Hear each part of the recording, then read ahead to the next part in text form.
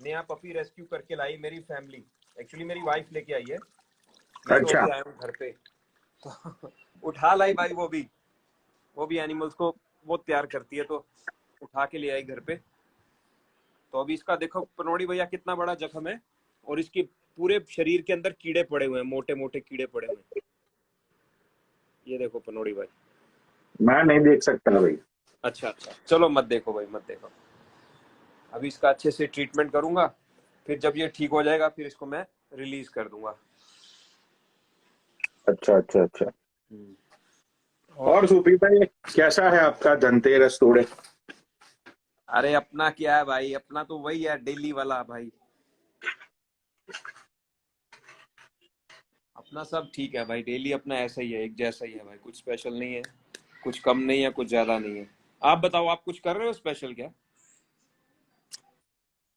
Special में तो कुछ यहाँ पे तो दिवाली जैसा कहाँ। अच्छा भाई, जितने भी मेरे इंडियंस हैं इंक्लूडिंग यू सुफी भाई, सभी इंडियंस को मेरी तरफ से दिवाली की शुभकामनाएं।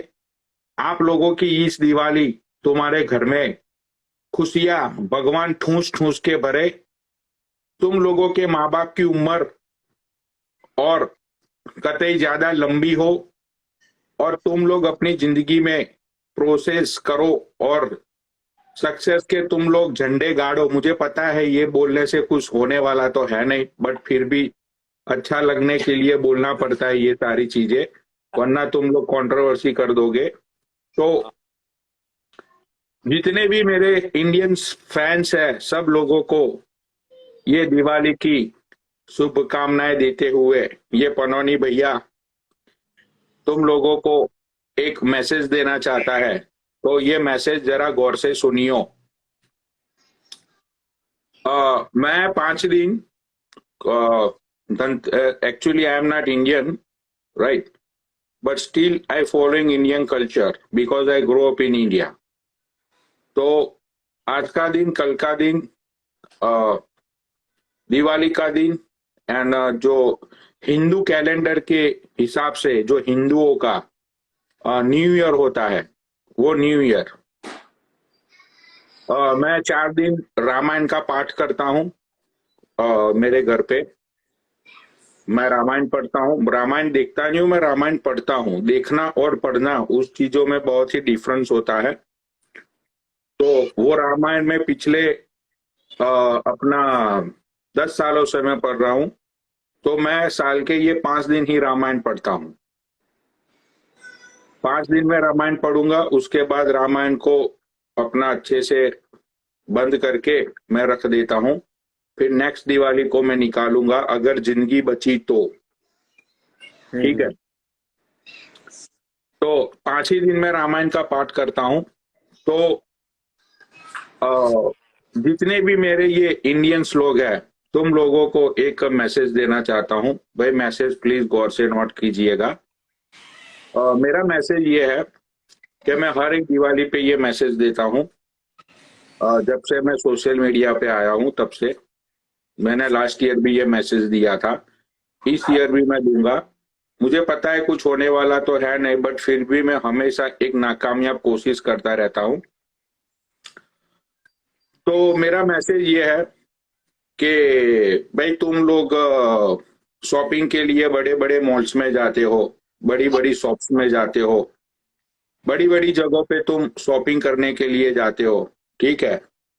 लेकिन यार ये बड़े बड़े मॉल्स और बड़ी बड़ी शॉप्स वाले ऑलरेडी वो पैसे वाले होते हैं, ठीक है। उन लोगों को थोड़ा बिजनेस कम होगा, उन लोगों को कोई फर्क मत पड़ेगा। लेकिन जो बेचारे रास्ते पे अपनी छोटी छोटी वो जो ठेला लेके खड़े रहते हैं, वो नीचे अपना कारपेट लगा के कुछ ना कुछ बेचने की कोशिश करते हैं कि भी उनकी भी दिवाली अच्छी हो जाए। उनके भी दिल में ये होता है कि भाई ये 4-5 दिन उनका बिजनेस अच्छा हो।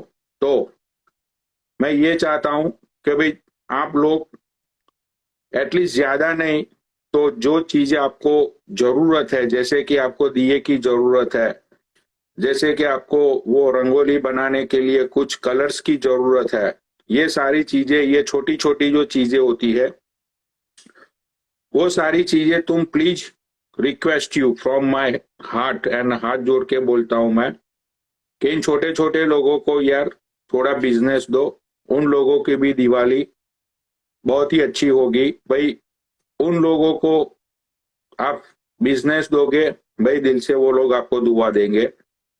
तो प्लीज, ये मैसेज मैं ऑलवेज देता हूं, आज भी दे रहा हूं, जितनी बार मैं लाइव पे आऊंगा ये मैसेज मैं आप लोगों को दूंगा कि प्लीज हेल्प दोज पीपल के जो छोटे छोटे बेचारे 5-6 दिन के लिए जिसको बोलते हैं ना सीजनल बिजनेस, कि ये 5-6 दिन के लिए उनका बिजनेस होता है। तो प्लीज उन लोगों को हेल्प करो यार। वो बेचारी यार लेडी छोटे छोटे बच्चों को साथ में बिठा के कुछ ना कुछ बेचने की कोशिश करती है वो। भाई एटलीस्ट वो लोग भीख तो नहीं मांग रहे ना, स्वमान से, अपने स्वमान से, अपने अभिमान से वो लोग छोटा छोटा बिजनेस करते हैं। तो प्लीज यार उन लोगों को हेल्प करो भाई। आपकी दिवाली उनकी दुआ से आपकी दिवाली नहीं भाई, आपकी पूरी साल दिवाली हो जाएगी। Please, request you from heart. और एक नॉलेज की बात बोलना चाहता हूं मैं, शायद ये किसी को पता नहीं होगी। मैंने जो मैसेज दिया है यार, प्लीज उसको थोड़ा हेल्प कर दो यार। क्या होगा, तुम लोग 100-200 रुपये वहां पे जाके स्पेंड कर दोगे तो तुम्हारा तो कुछ जाने वाला नहीं है, लेकिन उसके चेहरे पे वो 200 रुपये से मुस्कान आ जाएगी।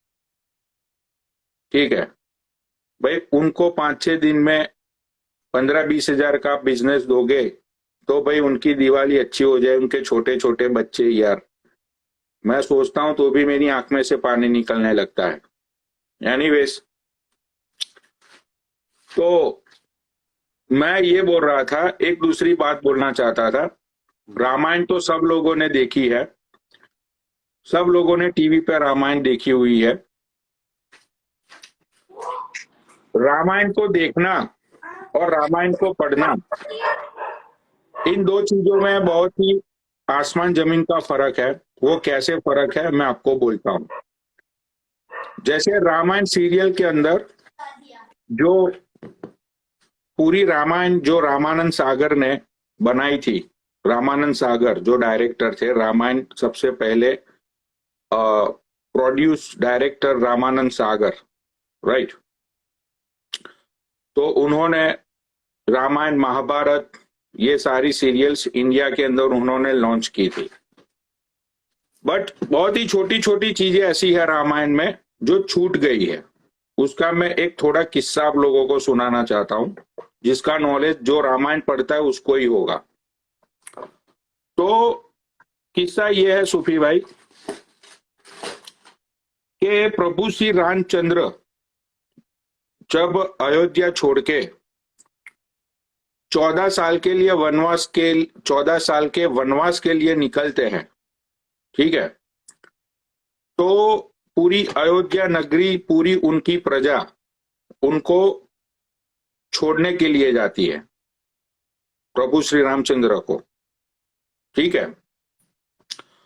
तो वहां पे प्रभु श्री रामचंद्र उनकी प्रजा को एक आदेश देते हैं कि जितने भी मेरी प्रजा, जितने भी मेरी बहनें हैं, मेरे भाई हैं, वो सब लोग यहां से वापिस लौट जाओ।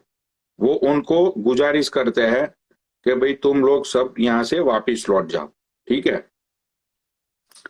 तो सब लोग वहां से, सूफी भाई, वापिस लौट जाते हैं वहां से, मतलब कि उनको छोड़ने के लिए जाते हैं वहां से। वो लोग कुछ किलो के बाद, कुछ माइल्स के बाद वो लोग वापिस चले जाते हैं, ठीक है। 14 साल बाद, आफ्टर 14 ईयर्स, जब प्रभु श्री रामचंद्र अयोध्या नगरी में आते हैं तो एक समाज ऐसा होता है, वो 14 साल तक उनका इंतजार करता रहता है वहीं पे रुक के। वो समाज है किन्नर समाज, क्योंकि प्रभु श्री रामचंद्र ने ये बोला था कि जितने भी मेरे भाई और मेरी बहनें, मेरी प्रजा है, वो यहां से वापिस चले जाए, लेकिन किन्नरों का नाम नहीं लिया था। तो किन्नर समाज 14 साल तक वहीं पे उनका वेट करते रहते हैं। और तब प्रभु श्री रामचंद्र भगवान उनको वरदान देते हैं कि भाई तुम जिसको भी आशीर्वाद दोगे वो आशीर्वाद तुम्हारा फलेगा, राइट। तो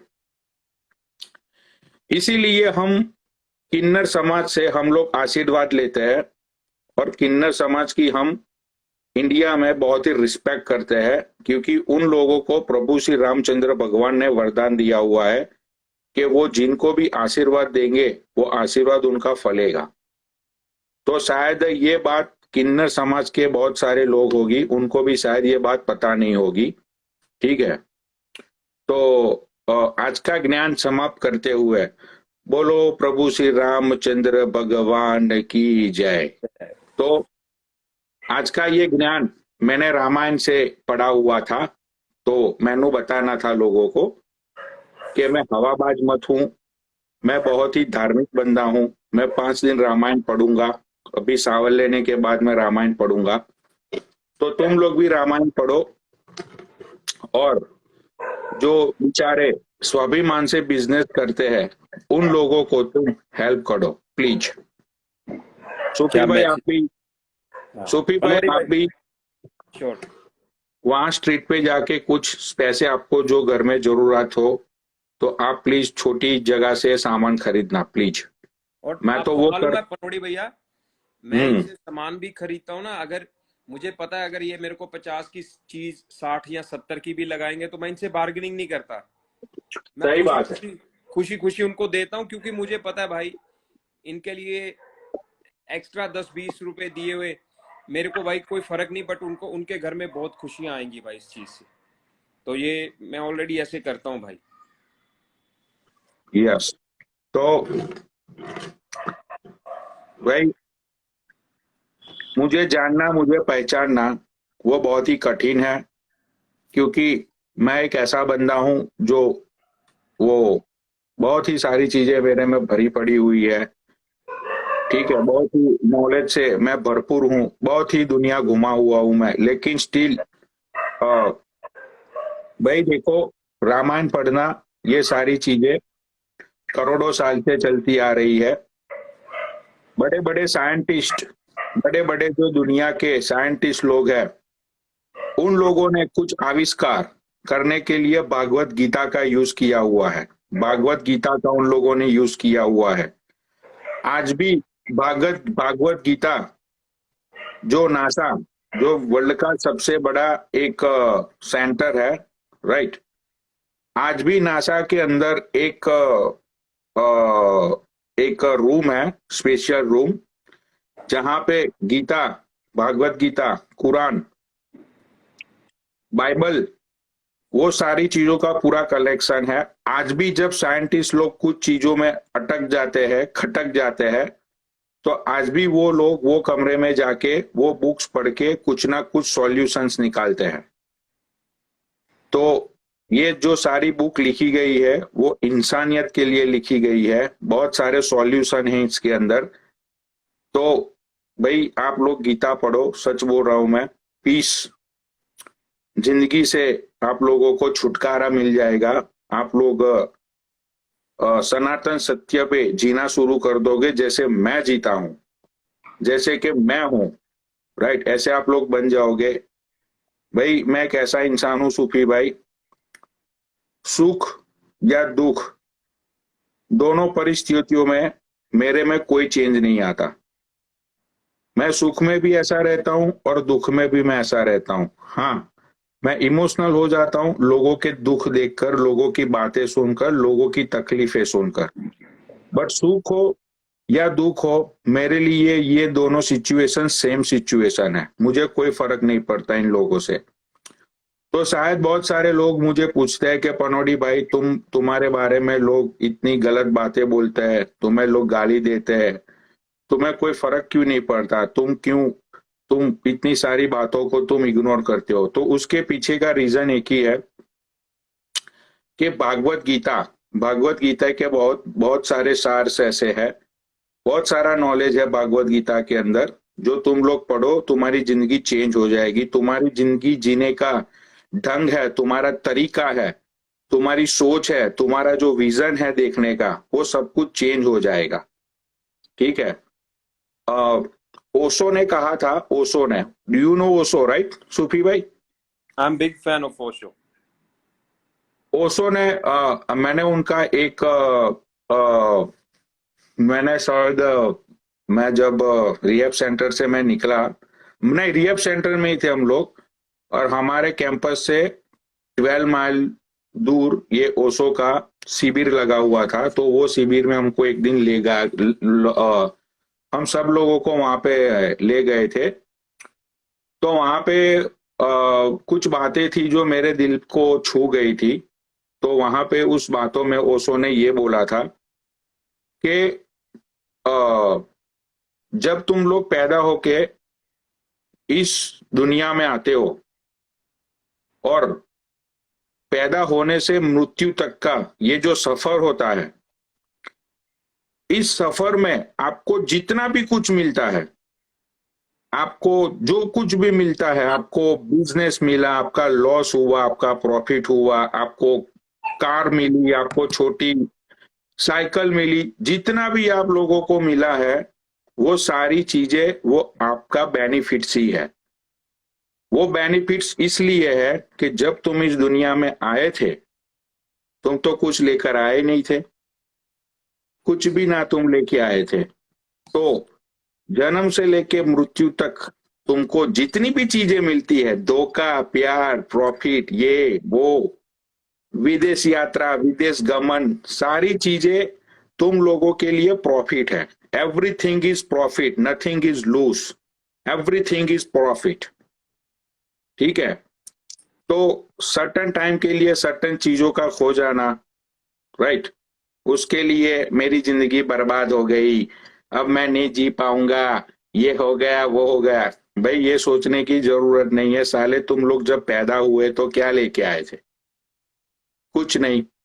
तो ये पूरा जो जो जो एक एक सफर है जिंदगी से मृत्यु तक का, उस बीच में तुम लोगों को जो कुछ भी मिलता है वो तो प्रॉफिट ही है। सही बात है। चाहे गरीब हो चाहे अमीर हो, गरीब हो तो उसको रोटी मिलती है, जो भी मिलता है वो अपने तरीके से एंजॉय करता है। भाई अमीर लोग श्रीवास पीते हैं, वो मौसम्बी या नारंगी पीता होगा, उसके लिए भी तो प्रॉफिट ही है ना। नारंगी भी उसके लिए प्रॉफिट है, क्योंकि वो तो कुछ लेके ही नहीं आया था। ठीक है। तो जैसे जैसे जिसके कर्म, ऐसे ऐसे उनके जिंदगी का सफर। तुम लोगों ने अच्छे कर्म किए होगे जिंदगी में, तो नेक्स्ट जिंदगी तुम्हें अच्छी मिलेगी। अगर तुम लोग बुरे कर्म करोगे तो नेक्स्ट जिंदगी तुम्हें मौसम्बी या द्राक्षी मिलेगी। अच्छे कर्म करोगे अच्छे, तो तुम अमीर माँ के पेट से जन्म लोगे। मुझे अभी राइट। ऐसा लग रहा है पनोड़ी भैया, अभी जो हाँ, मेरी आईडी उड़ी है, ये सारा आप ज्ञान मेरे को भाई पूरा दिमाग में ठूस ठूस के भर रहे हो भाई। सब प्रॉफिट है सूफी भैया, सब प्रॉफिट है। मैं इसीलिए कसिनो में इतने पैसे हारता हूँ, मुझे कोई गम ही नहीं होता, क्योंकि वो पैसे भी आना प्रॉफिट था, वो पैसे जाना भी प्रॉफिट था। मैं तो मिडल मैन हूं, मेरे पास आए, जिसके पास जाने थे उसके पास चले गए। मैं तो मिडल मैन हूं, मेरा क्या है भाई, मुझे दिया और किसी ने ले लिया, मेरे पास और आएगा, क्या प्रॉब्लम है उसमें? तो सब कुछ अपने हिसाब से, पूरी सृष्टि, पूरा सर्जनहार, सुपर पावर, राइट, सब कुछ सुपर पावर, सब कुछ सोच सोच के सारी चीजें अपने अपने से ही सब सेटल है। ठीक है। तुम किसको मिलोगे, किसको कितने टाइम तक मिलोगे, सारी चीजें फिक्स है सूफी भैया, सारी चीजें फिक्स है। आप यार रसिया में रहता है, मैं अमेरिका में रहता है, दीपक कलाल पूना में रहता है। सोचो कनेक्शन, सोचा भी था जिंदगी में? डू बिलीव इट कि भाई आप एक ऐसे बंदे के कनेक्शन में आओगे? कभी नहीं सोचा था, कभी सोचा ही नहीं था, कभी देखा भी नहीं था पनोड़ी। मैंने आपको सच बात बताऊं, मैंने दीपक की कुछ एक वीडियोस देखी हुई थी, जैसे एक वो उसकी गोवा वाली वीडियो थी जिसमें वो बनाना के पेड़ के साथ वो ऐसे खेल रहा था। मतलब एक दो ऐसी बकचोदी वाली वीडियो देखी हुई थी दीपक की, और बहुत ज्यादा वीडियोस नहीं देखी थी। और द गुड थिंग वाज मुझे उसका नाम याद था, हालांकि मेरे को नाम नहीं याद रहते। तो मुझे सही ये भी बात नहीं, मैंने कभी उसकी कोई लाइव, एक सिंगल भी लाइव नहीं देखी थी पनौड़ी भैया, और बताओ। और मुझे नहीं पता था अगले दिन भाई मेरे को भी बकचोदी का फार्म भरना पड़ेगा, मैं गोवा जा रहा हूँ दुनिया के सबसे बड़े बकचोद के साथ। हाँ, तो यही तो बोल रहा हूँ ना मैं, यही तो मैं आपको बोल रहा हूँ कि ये सफर ही ऐसा है, ऊपर से सब कुछ तय है, तो फिर क्यों रोना, क्यों धोना, क्यों गम करना। जो भी मिलता है वो ऊपर वाले की देन है।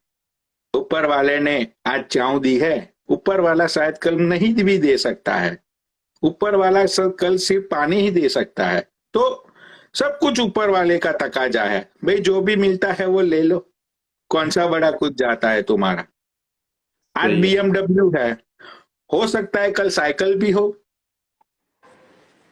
राइट। आज डेयरी बान है, हो सकता है कल मुझे खेतों में मजदूरी भी करना पड़े। कुछ भी हो सकता है, मुझे कोई फर्क नहीं पड़ता मैं डेयरी बान में हूंगा या कल, तो भगवान ना करे कि ऐसा कुछ हो मेरे साथ, बट ऐसा कुछ भी होगा फिर भी मैं तो यही बकचोद रहूंगा। सही बात है पनौड़ी भाई। तो जो कुछ भी है वो सनातन सत्य है। जो कुछ भी इस दुनिया में होता है वो सब कुछ परमात्मा की कृपा से होता है। उसकी कृपा के बगैर तुम किसी को मिल नहीं पाते। उसकी कृपा के अलावा तुम कुछ नहीं कर पाते। पिछले 10 साल से मैं मंदिर नहीं गया हूं। पूछो क्यों? क्यों भाई? क्योंकि ऊपर वाले ने मुझे चांस ही नहीं दिया मंदिर जाने का। मेरा मौका ही नहीं बनता है मंदिर जाने का। क्या करूं? ऐसा मेरा मौका बनता है ये अपना चर्च में जाने का। सोचो, मैं हिंदू हूं लेकिन मैं चर्च में जाता हूं। क्या करें? ऐसा होता है पनौड़ी भाई। मैं आपको एक छोटी सी बात बताऊं, मैं जब फॉरेन में रहता था ना, वहां पर एक भी मंदिर गुरुद्वारा नहीं था। और जब हाँ, इंसान अकेला होता है ना पनौड़ी भाई, उसके ऊपर दुख आता है ना, तो उसको भगवान का घर याद आता है। तो मैं भी चर्च जाता राइट। था वहां पे भाई। चर्च में जाना, एक कॉर्नर में बैठना, जैसे अपनी जो भी अपनी बात भगवान से करनी, करके बाहर आ जाना। मन को ऐसे ऐसे सुकून मिलता था जैसे अपनी माँ से बात की है और आपको अच्छा लग रहा है। और आप बिलीव करोगे पनौड़ी भाई, जो भी समस्या हाँ। होती थी ना भाई, जो भी समस्या होती थी वो ठीक हो जाती थी। क्योंकि आपका जो कनेक्शन है ना भगवान के साथ, उस टाइम पे हम्म। आपका कनेक्शन बिल्कुल आपकी आत्मा से, आपके दिल से बहुत अच्छे तरीके से जुड़ा रहता है भाई। तो इसलिए राइट। आप, भगवान आपकी सारी परेशानियों का हल अपने आप कर दे। कोई ऐसे रास्ता निकल आता है समझ भी नहीं सकते, आप कहोगे वाह। तो सही बात है। ये चीज तो है पनौड़ी भाई, दिल में श्रद्धा बहुत जरूरी है भाई। यार देखो,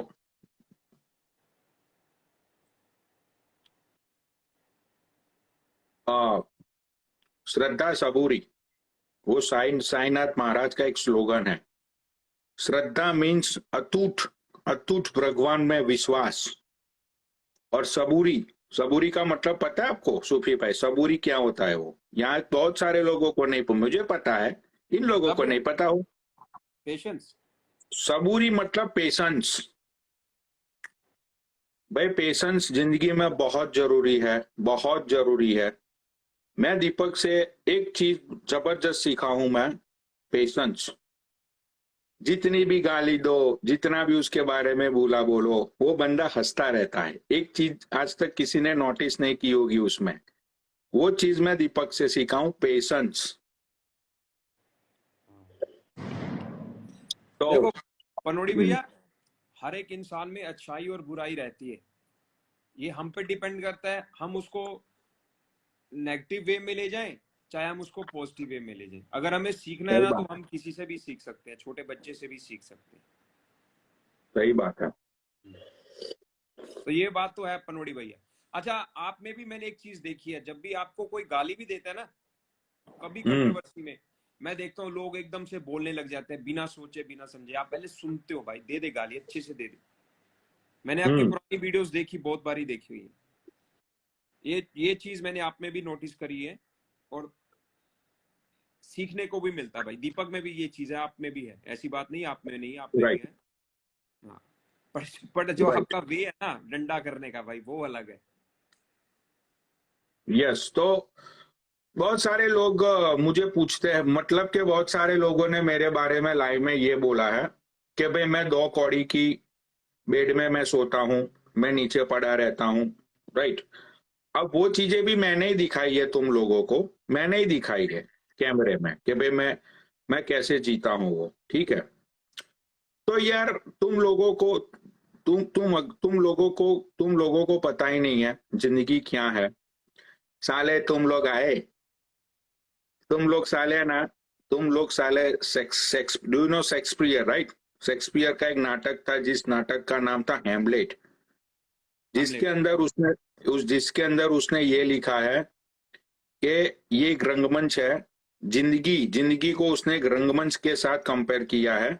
शेक्सपियर ने उसने ये बोला है कि जिंदगी एक रंगमंच है, रंगमंच पे लोग आते हैं, अपने अपने किरदार को प्ले करते हैं और एक दिन वो रंगमंच छोड़ के चले जाते हैं, ठीक है। वो नाटक के अंदर उसने ये चीज लिखी है, लेकिन वो चीज को उसने उसने सोचा उसके ऊपर। उसके बाद उसने एक दूसरी बुक लिखी है, मैं बुक का नाम भूल गया। उस बुक के अंदर ये लिखा है उसने कि कौन सा कैरेक्टर आप प्ले करना चाहते हो ना, वो आपके ऊपर है, ठीक है। कौन सा कैरेक्टर आप प्ले करना चाहते हो वो आपके ऊपर है। तो वो दूसरी बुक के अंदर ये भी बात किसी को पता मत होगी, पता है मुझे, नहीं पता होगी इन लोगों को। तो जो भी कैरेक्टर आप प्ले करते हो बचपन में, बचपन में ये बचपन में आप एक बचपन का एक आपका कैरेक्टर होता है, स्कूल में एक स्टूडेंट का, कॉलेज में एक स्टूडेंट का, जितने भी कैरेक्टर्स आप अपनी जिंदगी में प्ले करते हो, ठीक है भाई, वो सारे कैरेक्टर्स जब आप प्ले करते हो वो टाइम निकल जाता है, वो चीज निकल जाती है हाथ में से, तब जाके आपको एहसास होता है कि उस टाइम पे वो किया होता तो आज जिंदगी अलग होती। लेकिन वो चेंज करने का टाइम तो मिलता ही नहीं है, टाइम तो निकल गया है भैया, अब तुम क्या चेंज करोगे बताओ, कुछ चेंज नहीं कर पाओगे तुम लोग। तो बात यह है भाई, मेरे में बहुत ज्ञान है, मैं 6 महीने तक ऐसी ऐसी बातें बोल सकता हूँ सूफी भाई। 6 महीने तक कॉन्स्टेंटली मैं ऐसी ऐसी बातें बोल सकता हूँ कि लोगों के रोंगटे खड़े हो जाएंगे। भाई मैं बकचोद नहीं हूँ, समझे। आज तो ये रामायण की 2-4 बातें मेरे मुंह से निकल गई, वरना मुझे इतना नॉलेज है ना, मैंने इतनी बुक्स पढ़ी हुई है, मैंने रिहब सेंटर में इतने सारे बड़े बड़े पोएट, इतनी बड़ी बड़ी पोएट्री मैंने पढ़ी हुई है, इतने बड़े बड़े राइटरों की मैंने इतनी इतनी सारी बुक्स पढ़ी हुई है। साला ब्रह्मांड का तक ज्ञान है मुझे सूफी भाई। ये एस्ट्रोनॉट ये जो दिखते हैं ना, ये तारे बारे ग्रह ये सारी चीजें, ठीक है, उन लोगों की भी मैंने बुक्स पढ़ी हुई है, ठीक है। तो हाँ। बकचोद नहीं हूं मैं साले। जिए क्यों पता नहीं, किस लिए जन्म लिया पता नहीं, बस आए आए जिंदगी में, नॉर्मल सी जिंदगी जी और एक दिन निकल लिए। ना तो कुछ किया, ना तो कुछ पाया, ना तो कुछ बोया, बस निकल लिए एक दिन, राइट। तो भाई जिंदगी ऐसे नहीं जी जाती, जिंदगी ऐसे नहीं जी जाती। बहुत सारी चीजें है भाई, दुनिया बहुत बड़ी है, बहुत बड़ी है ये दुनिया। यहाँ पे इतने कैरेक्टर्स है, इतने लोग हैं, इतनी इतनी सारी चीजें हैं, भाई क्या बताए। बट इन लोगों को क्या है, सुबह में मेट्रो में जाओ, जॉब पे वेट करते रहो 5-6 बजने का, घर पे जाओ, खाना खाओ, बीबी के साथ बैठ के टीवी देखो और कपड़े खोल के सो जाओ। दूसरे दिन फिर वही बात, दुनिया में क्या हुआ क्या नहीं हुआ क्यों हुआ हमें क्या।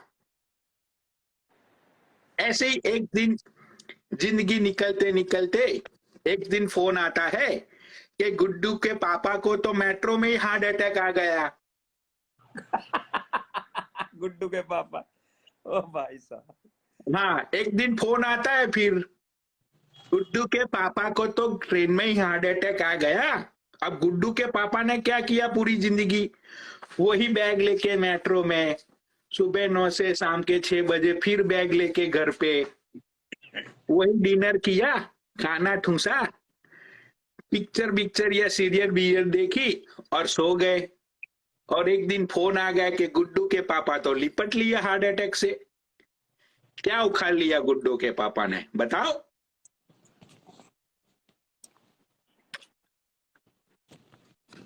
उखाड़ने जैसा होगा तो उखाड़ेंगे ना। चलो भाई, चलो भाई, सब लोगों को दिवाली की शुभकामनाएं।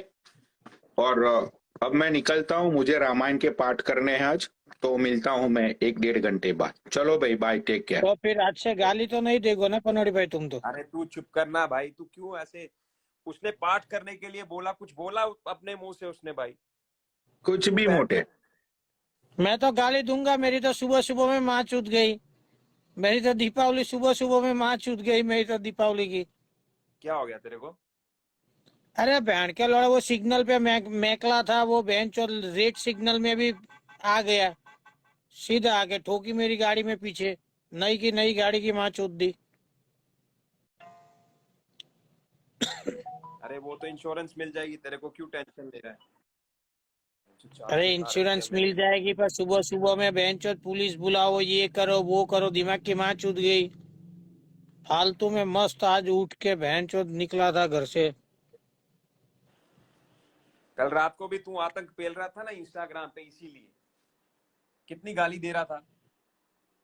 अरे अभी तो और दूंगा, मैंने सोचा था आज से किसी को गाली नहीं दूंगा, 2-4 दिन दीपावली है तो। तू भाई